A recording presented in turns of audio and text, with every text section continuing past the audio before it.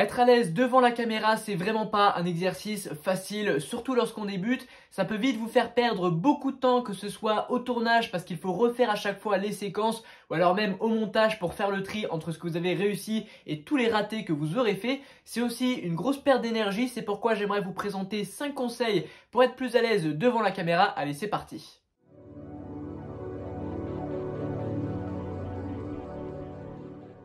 Alors mon premier conseil, ça va être de commencer par créer du contenu au format court. Alors ça peut être des TikTok ou encore des Reels sur Instagram, etc.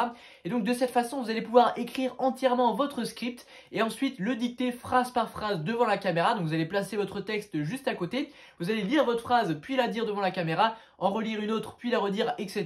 Et donc c'est beaucoup plus facile d'être à l'aise sur une phrase plutôt qu'en faisant une vidéo. Vous allez par exemple vous exprimer sans faire de cut pendant longtemps. Et à mesure que vous allez faire du contenu court, eh bien vous allez être de plus en plus à l'aise, qui va vous permettre par la suite de passer au format un peu plus long. Mon deuxième conseil, ça va être de commencer par le format audio sans vous montrer. Donc vous pouvez faire par exemple des podcasts ou alors carrément créer du contenu mais sans vous montrer, en filmant votre écran ou alors en ajoutant des images. C'est ce que j'ai fait lorsque j'ai lancé ma première chaîne YouTube dans le jeu vidéo. Donc je commentais par-dessus des gameplays et je filmais tout simplement mon écran sans montrer. Et bien le jour où j'ai commencé à montrer ma tête, j'ai clairement senti que c'était beaucoup plus facile. J'étais directement très à l'aise parce que j'avais l'habitude de discuter, j'avais l'habitude de bien m'exprimer, j'avais confiance en mon élocution, en ma capacité d'expression et vous allez voir, je vous invite à tester, c'est beaucoup plus facile de faire comme ça. Avant de poursuivre, je vous rappelle que mes meilleurs conseils pour les créateurs de contenu se trouvent sur mon canal Telegram. Je partage notamment les secrets qui m'ont permis d'avoir 36 000 abonnés sur ma chaîne YouTube Clash Max ou encore toutes les stratégies qui m'ont permis de passer de 0 à 40 000 abonnés en 2 mois sur TikTok. Le lien est dans la description, il y a déjà près de 1000 membres, alors rejoignez-nous.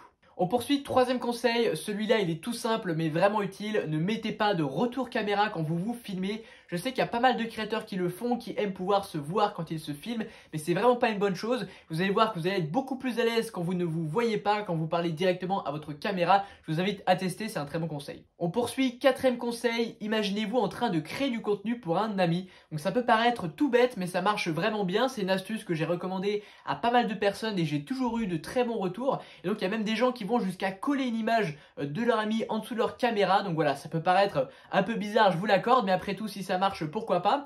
Donc le but, ça va être de prendre un ami qui est plutôt proche de vous, avec qui vous entendez très bien, et puis vous allez vous imaginer en train de directement lui adresser la parole à lui, et vous allez voir que ça marche beaucoup mieux que si on s'adresse à une audience, parce que voilà, devant une caméra, on s'imagine forcément toutes les personnes qui vont nous regarder. C'est tout bête, mais ça marche vraiment bien, alors testez.